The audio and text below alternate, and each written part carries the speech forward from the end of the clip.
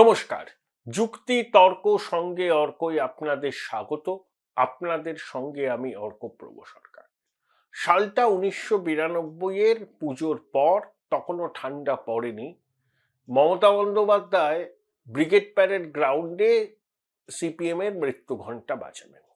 আমি তখন সত্য কলেজের প্রথম বর্ষের ছাত্র। বাম বিরোধী রাজনীতির সঙ্গে যোগ আমার প্রথম থেকে। তো আমি তখনকার অগ্নিকন্যা মমতা বন্দ্যোপাধ্যায়ের এই ব্রিগেড সমাবেশ, তাতে যাব বলে মনস্থির করলাম। তো শোয়াবাজার মোড় থেকে একটা যুব কংগ্রেস একটা মিছিল যাচ্ছিল, আমি লরিতে করে সেখানে গেছিলাম। সেখানে পদাতিকের কবি সুভাষ মুখোপাধ্যায় ছিলেন। সুভাষ মুখোপাধ্যায়ের একটা লাইন আমার মনে আছে, ওই সমাবেশ থেকেই তিনি বলেছিলেন, ওই স্বৈরাচারী বামফ্রন্টের হাতে আছে ক্ষমতা, নিপীড়িত মা বোনেদের পাশে আছে মমতা।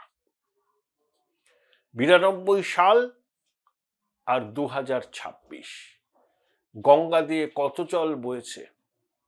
সেদিনকে যুব কংগ্রেস সভানেত্রী, নরসিমা রাও সরকারের ক্রীড়া প্রতিমন্ত্রী, এখন বঙ্গেশ্বরী, টানা 3 বার মুখ্যমন্ত্রী হিসাবে তিনি শপথ নিয়েছেন। অর্থাৎ পদাতিকের কবি সুভাষ মুখোপাধ্যায় আজন্ম বামপন্থী। তিনি মমতা বন্দ্যোপাধ্যায়ের মধ্যে বামপন্থা খুঁজে পেয়েছিলেন। অনেকেই বলতেন, তখনও বলতেন, এখনো বলেন, আর সিঙ্গুর নন্দীগ্রাম পর্বে এটা খুব ভালোভাবে শোনা যাচ্ছিল, মমতা বামেদের থেকেও বেশি বাম। তাই মমতার মধ্যেই বামপন্থার প্রকৃত স্বরূপ উন্মোচিত হয়েছে ভেবে নানা কুলের নানা ঘাটের জল খাওয়া বামপন্থীরা ভিড়েছিলেন তার চারপাশে। এবং যে রেনবো কোয়ালিশন হয় 2011-য়, তাতে কংগ্রেস ছিল, এসইউসি ছিল, অনেকে ছিল। সেই কোয়ালিশন বামফ্রন্টের দুর্গ,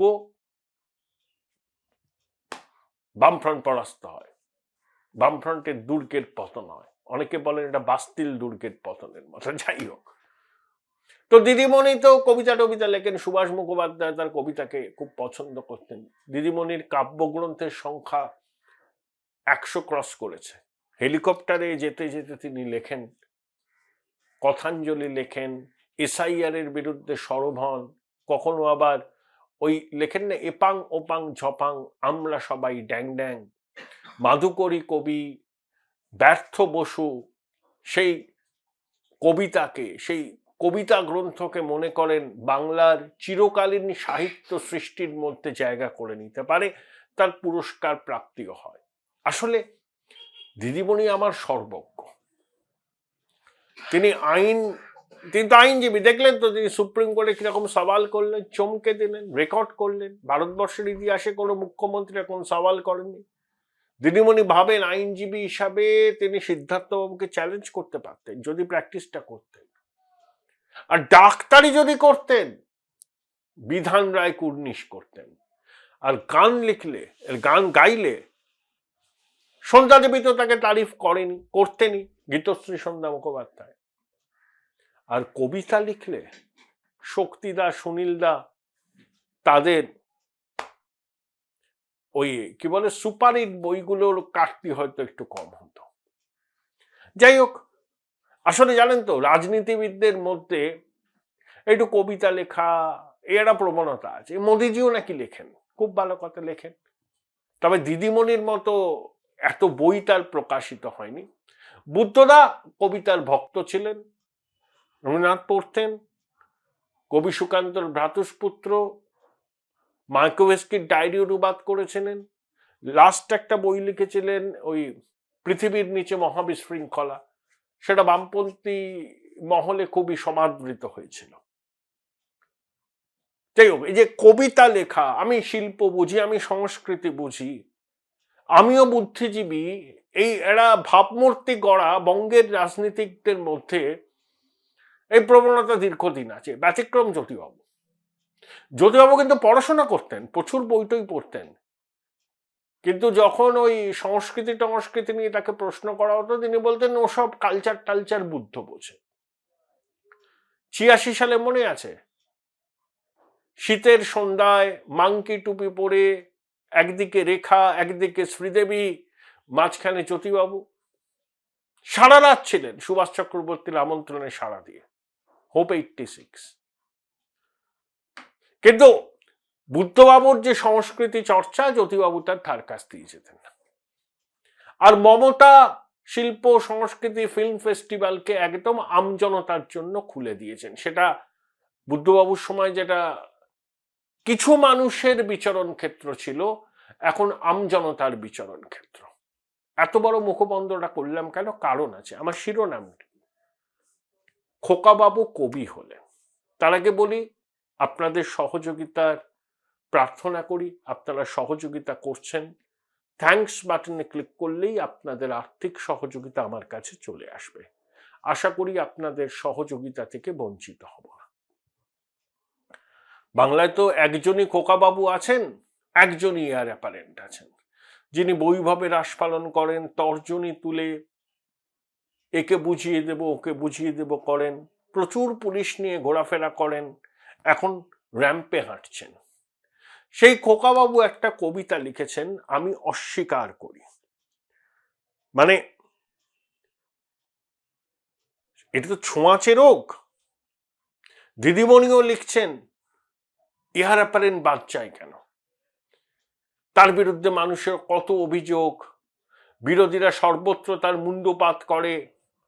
বিরোধী দলনেতা কবিতা টবিতা তো লেখেন না, তা ইহার অ্যাপারেন্ট কবিতা লিখলেন, তোমরা শুধু আমাকে এত গালমন্দ করো, আমি নাকি এই করেছি সেই করেছি। আরে আমি তো কবিতাও লিখছি। এই বার্তাটা, খোকাবাবু কবি হলেন। দেখুন, আমি কবিতাটা পড়েছি, আপনাদেরও কয়টা লাইন শোনাই। আমি অস্বীকার করি, অভিষেক বন্দ্যোপাধ্যায়। আমি অস্বীকার করি এই হঠকারিতা, এই তালিকার শাসন, এই ভয়ের রাজত্ব।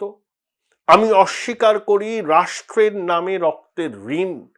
আমি অস্বীকার করি রক্তের উপর কালির শাসন। আমার কিন্তু একটা খারাপ লাগে না, অন্তত এপাং ওপাং ঝপাং আমরা সবাই ড্যাং ড্যাংয়ের থেকে আমার অন্তত ব্যক্তিগতভাবে ভালো লেগেছে। অনেক বড় কবিতা, আমি তো অতটা আপনাদের পড়ে শোনাবো না, আপনাদের বিড়ম্বনাও বাড়াবো না, কিন্তু কতগুলো লাইন আমার মনে হচ্ছে খুব সিগনিফিকেন্ট শেষের দিকে। আর ইতিহাস সে ক্ষমা করে না, তালিকা পড়ে না। ইতিহাস মনে রাখে কে রুখেছিল, কে লড়াই করেছিল, কে দাঁড়িয়েছিল, আর কে আগুন লাগিয়েছিল। পরের তিনটে লাইন খুব তাৎপর্যপূর্ণ। যে শাসক অহংকারে কথা বলে, যে শাসক মানুষের কথা শোনে না, যে ক্ষমতা মানুষকে তুচ্ছ করে, ইতিহাস তাকে কখনো ক্ষমা করে না।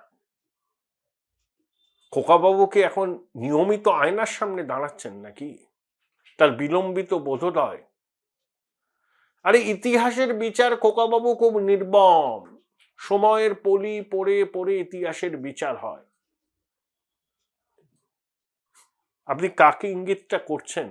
দিদিমণিকে, নিজেকে আয়নার সামনে দাঁড়িয়ে, যে ইতিহাস তাকে কখনো ক্ষমা করে না।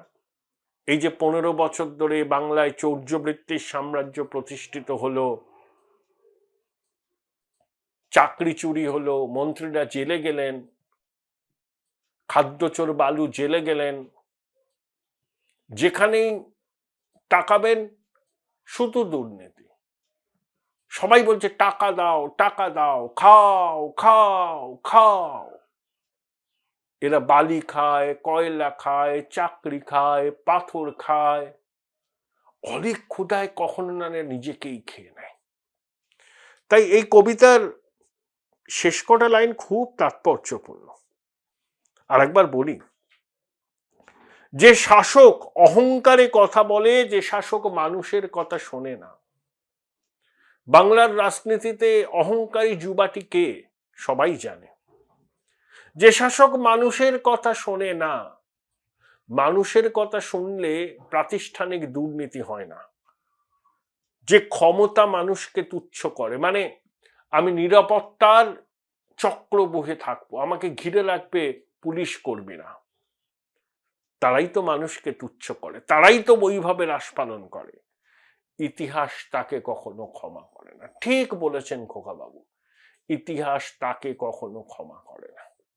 যাক, অবশেষে আপনার বিলম্বিত বোধোদয় হলো, ভালো লাগলো।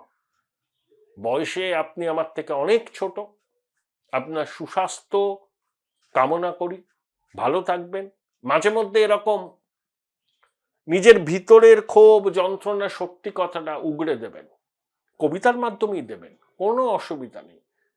একটা কথা বলি, আপনার লেখনী অন্তত দিদিমণির থেকে ভালো। 10-এ যদি নাম্বার দিতে হয়, আমি দেখুন, আমি কবিতার সমজদার নয়, কিন্তু আমি কবিতা পড়ি, শক্তিদা পড়ি, সুনীলদা পড়ি, শঙ্করবাবু পড়েছি।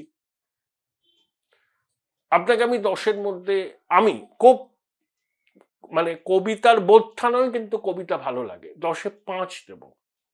আর দিদিমণির এপাং ওপাং ছবাং আমরা সবাই ড্যাং ড্যাং, আমি আর বলে বিড়ম্বনা বাড়াতে চাই না আমাদের, আপনাদের। Join Indian Institute of Hotel Management now. Right choice, right decision.